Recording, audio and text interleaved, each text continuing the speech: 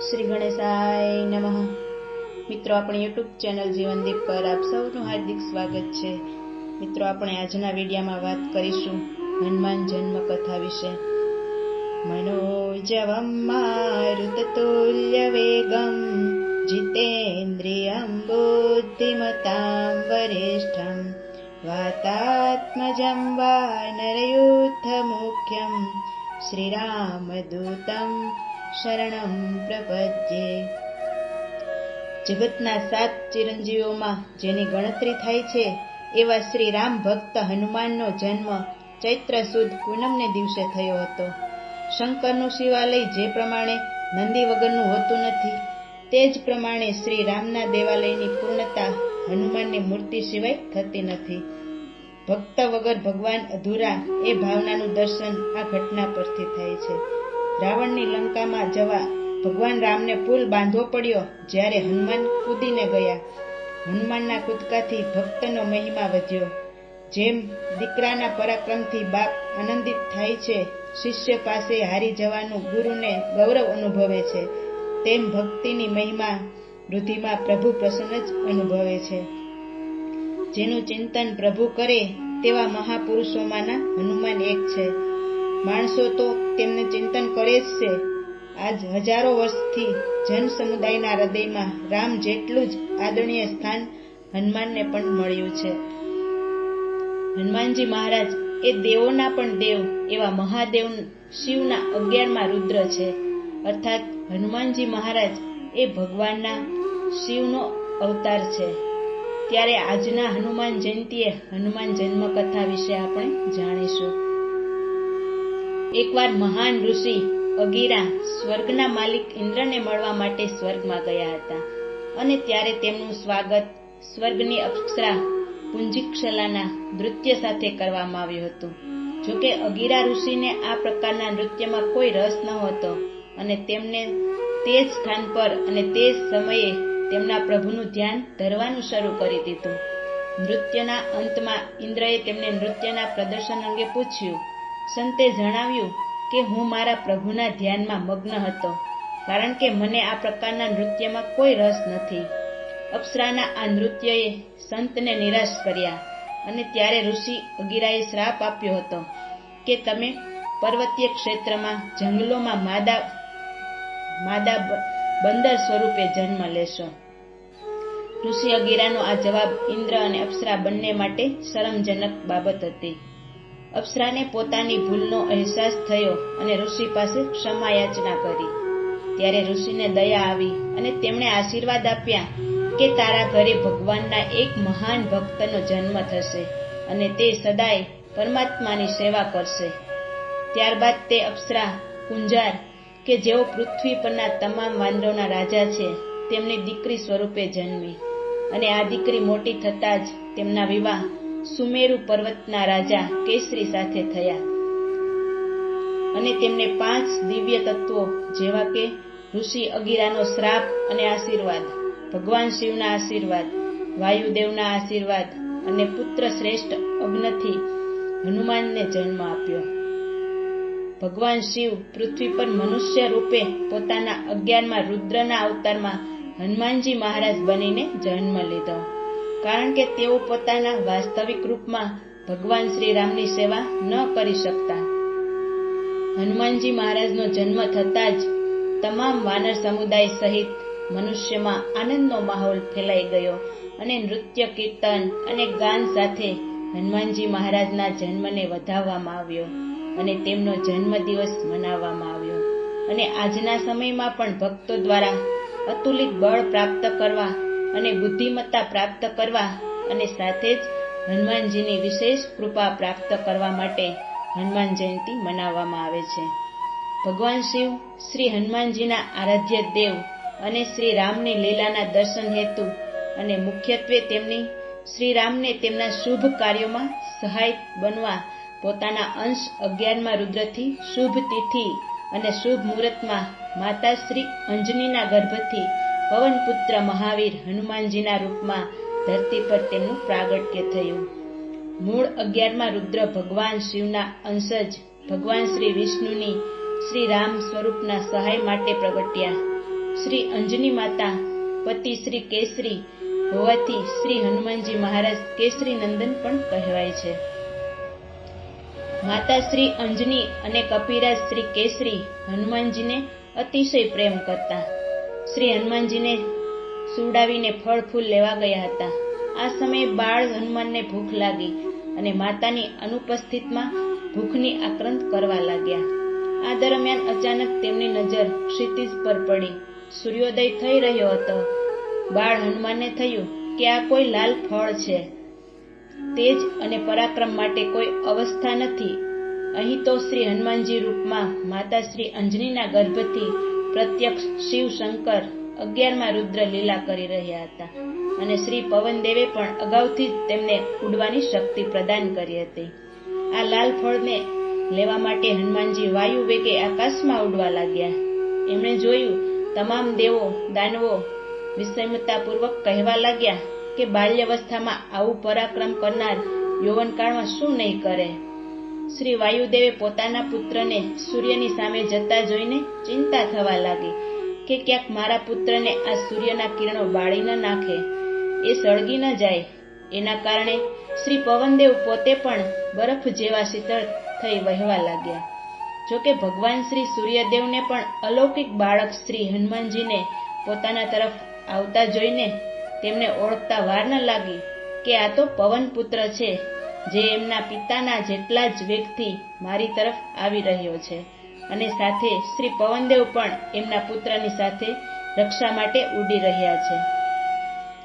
સૂર્યદેવને પોતાનું સૌભાગ્ય સમજાવ્યું કે સ્વયં ભગવાન શિવશંકર હનુમાનના રૂપમાં મને કૃતાર્થ કરવા આવી રહ્યા છે. તો શ્રી હનુમાનજીને સૂર્યદેવ તરફથી આવકારો મળ્યો ને બાળક હનુમાનજી સૂર્યદેવના રથ સાથે રમવા લાગ્યા. સંયોગ એવો હતો કે એ દિવસ અમાસ હતી અને સહિક્ષનો પુત્ર રાહુ સૂર્યદેવને ગ્રસવા આવ્યો. રાહુએ જોયું કે સૂર્યદેવના રથ પર કોઈ બાળક છે. તે છતાં રાહુ બાળકની ચિંતા કર્યા વગર સૂર્યને ગ્રસવા આગળ વધ્યો. ત્યાં તો શ્રી હનુમાનજીએ રાહુને પકડ્યો. હનુમાનજીની મુઠ્ઠીમાં રાહુ તડફડવા લાગ્યો અને પ્રાણ બચાવવા ભાગ્યો અને ઇન્દ્રદેવ પાસે પહોંચ્યો અને તેમને ફરિયાદ કરી, સૂર્ય મારો જે ગ્રાસ છે તેમને તમે બીજાને ગ્રસવાસો અધિકાર કેમ આપ્યો? એમ કહીને રુદન કરવા લાગ્યો. ઇન્દ્રદેવ ચિંતિત થયા કે આ કોણ હશે કે જે રાહુ જેવા પરાક્રમીને પણ મહાત કરે. શ્રી ઇન્દ્રદેવ પોતે ઐરાવત હાથીને લઈ ઘટના સ્થળ પર પહોંચ્યા. ત્યાં રાહુને જોઈ ફરીથી શ્રી હનુમાનજીએ તેને પકડ્યો. રાહુ ફરીથી તેમનાથી બચીને ભાગવા લાગ્યો અને ઇન્દ્રદેવ પાસે પહોંચી ગયો. ત્યારે રાહુની પાછળ શ્રી હનુમાનજી પણ તેની પાછળ ભાગવા. ત્યારે ત્યાં શ્રી હનુમાનજીએ ઇન્દ્રદેવનું વાહન ઐરાવતને જોઈ તેને કોઈ ખાદ્ય પદાર્થ સમજી ઐરાવત પર તૂટી પડ્યા. ઇન્દ્રદેવ પણ બાળકની તાકાત જોઈને ડરવા લાગ્યા અને ત્યારે જ પોતાની રક્ષા માટે હનુમાનજી પર પોતાના હથિયાર વ્રજનો પ્રહાર કર્યો, જે હનુમાનજીની દાઢી પર વાગ્યો, જેને સંસ્કૃતમાં દાઢીને હનુ કહેવાય છે અને તેથી જ હનુમાનનું નામ હનુમાન પડ્યું. અને હનુમાનજી મૂર્છિત થયા તો પોતાના પ્રાણ પ્રિય પુત્રને વજ્રના આઘાતથી તરફડતા જોઈ વાયુદેવે પોતાનો વેગ રોકી દીધો. તેમને વાયુની ગતિ રોકી દીધી અને પોતાના પુત્રને ગુફામાં લઈ જતા રહ્યા. આમ થતાની સાથે જ 3 લોકમાં વાયુનો સંસાર બંધ થઈ ગયો. સમસ્ત પ્રાણીઓમાં શ્વાસ સંચાર બંધ થયો. બધા જ કર્મ રોકાઈ ગયા. બધાના પ્રાણ સંકટમાં પડી ગયા. ઇન્દ્ર આદિ દેવો, અસુરો, ગંધર્વો, નાગ આ બધા જીવન રક્ષા માટે બ્રહ્માજી પાસે ગયા. બ્રહ્માજી બધાને સાથે લઈ ગિરી ગુફામાં પહોંચ્યા અને ત્યાં જઈને બાળક હનુમાનને શ્રી પવનદેવના હાથમાંથી લઈ પોતાના ખોળામાં જ્યારે લીધા ત્યારે પોતાના પુત્રને જીવિત જોઈ બ્રહ્માજી બધાને સાથે લઈ ગિરી ગુફામાં પહોંચ્યા અને ત્યાં જઈને બાળક હનુમાનને શ્રી પવનદેવના હાથમાંથી લઈ પોતાના ખોળામાં જ્યારે લીધા ત્યારે હનુમાનજીની મૂર્છા દૂર થઈ અને તે બેઠા થઈ રમવા લાગ્યા. પોતાના પુત્રને જીવંત જોઈ પ્રાણ સ્વરૂપ શ્રી પવનદેવ પહેલાની જેમ સરળતાથી વહેવા લાગ્યા અને ત્રણેય લોક ફરીથી જીવંત થયા. ત્યારે શ્રી બ્રહ્માજીએ શ્રી હનુમાનજીને વરદાન આપ્યું કે આ બાળક બ્રહ્મશાપ નહીં લાગે, ક્યારેય એમનું એકેય અંગ પણ શસ્ત્રથી નહીં કપાય. બ્રહ્માજીએ અન્ય દેવતાઓને પણ કહ્યું કે આ બાળકને આપ પણ વરદાન આપો. ત્યારે દેવરાજ ઇન્દ્રે હનુમાનજીને કંઠમાં કમળની માળા પહેરાવી કહ્યું કે મારા વજ્રના પ્રહારથી આ બાળકની દાઢી તૂટી છે, એટલે આ કપિશ્રેષ્ઠનું નામ આજથી હનુમાન રહેશે, અને મારું વજ્ર પણ આ બાળકને નુકસાન પહોંચાડી નહીં શકે. એટલું વ્રજથી પણ કઠોળ આ બાળ કપી થશે. શ્રી સૂર્યદેવે પણ કહ્યું કે આ બાળકને હું મારું તેજ પ્રદાન કરું છું, અને હું આને શાસ્ત્ર સમર્થ મર્મજ્ઞ બનાવું છું. આ બાળક એક અદ્વિતીય વિદ્વાન અને સર્વશ્રેષ્ઠ વક્તા થશે. શ્રી વરુણદેવે કહ્યું કે આ બાળક જળથી સદા સુરક્ષિત રહેશે. શ્રી યમદેવે કહ્યું કે આ બાળક સદા નિરોગી અને મારા દંડથી મુક્ત રહેશે. શ્રી કુબેરે કહ્યું કે યુદ્ધમાં કદી વિષાદિત નહીં થાય અને રાક્ષસોથી પરાજિત પણ નહીં થાય. પછી ખુદ ભોળાનાથ શિવ શંકરે પણ અભય વરદાન પ્રદાન કર્યું. શ્રી વિશ્વકર્માએ પણ કહ્યું કે મારા દ્વારા નિર્મિત તમામ શસ્ત્ર અને વસ્તુઓથી પણ સુરક્ષિત રહેશે. શ્રી બ્રહ્માજીએ ફરીવાર વરદાન આપ્યું કે પવનદેવ આપનો આ પુત્ર શત્રુઓ માટે ભયંકર અને મિત્રો માટે અભયદાન બની રહેશે અને ઈચ્છા રૂપ ધારણ કરી શકશે. જ્યાં જવા ઈચ્છશે ત્યાં જઈ શકશે અને કોઈ પરાજિત નહીં કરી શકે એવો અસીમ અયશસ્વી થશે અને અદ્ભુત કાર્યો કરશે. આમ બાળપણમાં શ્રી હનુમાનજી સંચળ અને નટખટ સ્વભાવના હતા. હાથીની શક્તિ માપવા હાથીને પકડતા અને ઉચકી એમની શક્તિનું પ્રદર્શન કરતા. મોટા મોટા વૃક્ષોને પણ જડબૂડમાંથી ઉખાડી ફેંકતા. એવી અતૂટ શક્તિ એમનામાં હતી. એવું કોઈ શિખર ન હતું કે જેના ઉપર શ્રી હનુમાને છલાંગ ન મારી હોય. કોઈક વાર ઋષિમુનિઓના આશ્રમમાં પહોંચી જતા અને નાદાન અટકચાળા કરતા કે જેનાથી ઋષિમુનિઓની તપસ્યા અને વ્રતમાં ભંગ પડતો. ઋષિમુનિઓના કમંડળ, આસન વગેરે ઝાડ પર લટકાવી દેતા. આમ અનેક અડચણો ઊભી કરતા. આયુ વધવાની સાથે જ શ્રી હનુમાનજીની નટખટતા પણ વધતી ગઈ હતી. તેથી તેમના માતા પિતા પણ ચિંતિત થયા. ત્યાર પછી તેઓ ઋષિ પાસે પહોંચ્યા અને ઋષિઓને હનુમાનજીની ગાથા તેઓને સંભળાવી. ત્યારે વાનરરાજ કેસરીએ કહ્યું કે અમને આ બાળક કઠોર તપના પ્રભાવથી પ્રાપ્ત થયો છે. આપ એના પર અનુગ્રહ કરો, એવી કૃપા કરો કે જેનાથી એમની આ નટખટતા ભૂલી શકે. ઋષિઓ જાણતા હતા કે આ બાળક શ્રી રામના કાર્ય માટે જન્મ્યો છે અને એમનું સંસ્કારી બળ વધુ કરવાની જરૂર છે. આમ વિચારીને ભૃગુ અને અંગીરાના વંશમાં ઉત્પન્ન થયેલા ઋષિમુનિઓએ શ્રી હનુમાનજીને શ્રાપ આપ્યો કે વાનર વીર, તને તારા બળનું અને તેજનું ધ્યાન નહીં રહે, અને જ્યારે કોઈ તારી કીર્તિ અને બળનું સ્મરણ કરાવશે ત્યારે તારું બળ વધશે. આવા શ્રાપથી શ્રી હનુમાનજીનું બળ અને તેજ ઓછું થઈ ગયું અને એ સૌમ્ય સ્વભાવના થઈ ગયા. આથી ઋષિઓ પણ પ્રસન્ન થયા. ત્યારબાદ શ્રી હનુમાનજીના ઉપનયન સંસ્કાર થયા. ભગવાન શ્રી સૂર્યનારાયણને ગુરુ બનાવ્યા. સમસ્ત વેદ શાસ્ત્ર, ઉપશાસ્ત્ર, સવિધિ શિક્ષા પ્રાપ્ત કરી અને શ્રી સૂર્યનારાયણ પાસેથી શિક્ષા પ્રાપ્ત કરતા શ્રી હનુમાનજીએ હર હંમેશ શ્રી રામ નામ અને એમનું સ્મરણ કરી રાખ્યું. શ્રી રામના સ્મરણમાં જાણે શ્રી હનુમાનજી ભક્તિમય થઈ ગયા. આમ શ્રી હનુમાનજીનું બચપણ ખૂબ જ વિશિષ્ટ અને અદ્ભુત રહ્યું છે. રામાયણમાં હનુમાનજી અંગે જણાવવામાં આવ્યું છે કે હનુમાનજી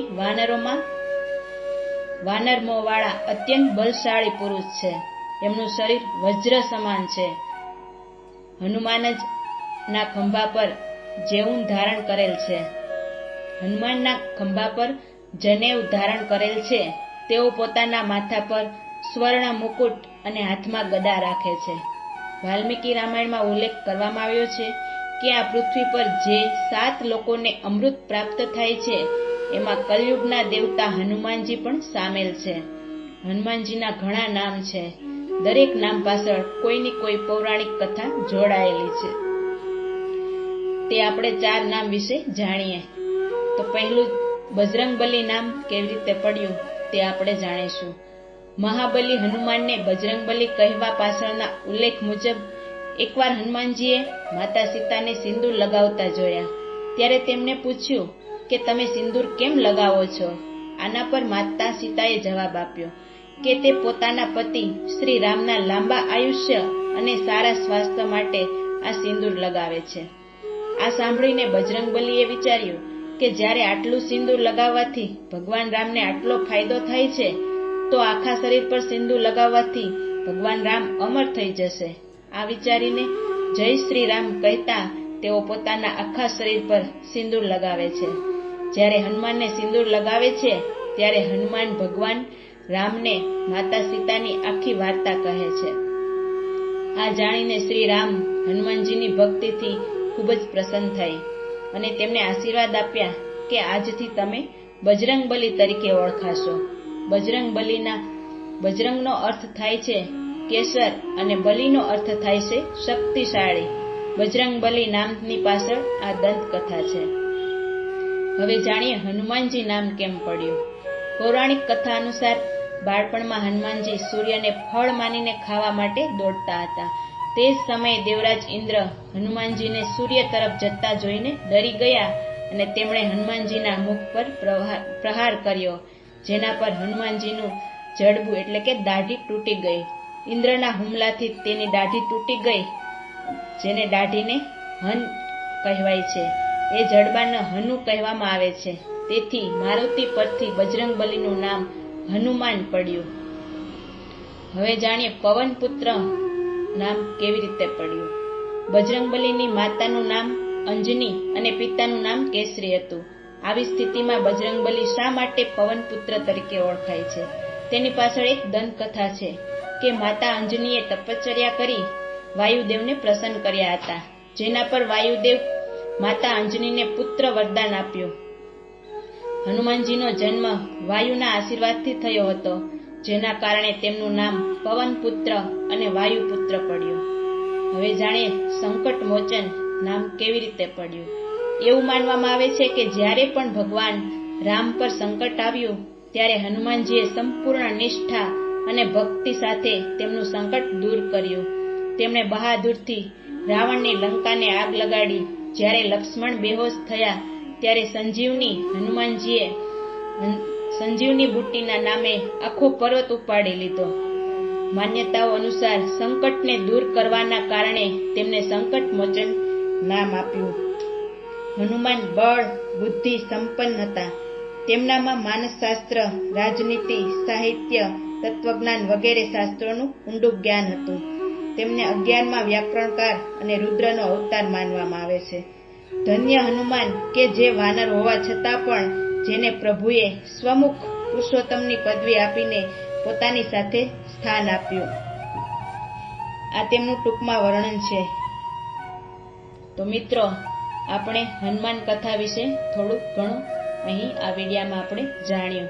આ વિડીયો આપણને ગમ્યો હોય તો મારી ચેનલને લાઈક, શેર અને સબસ્ક્રાઈબ જરૂર કરજો. દરેક મિત્રને જય હનુમાન, જય બજરંગબલી.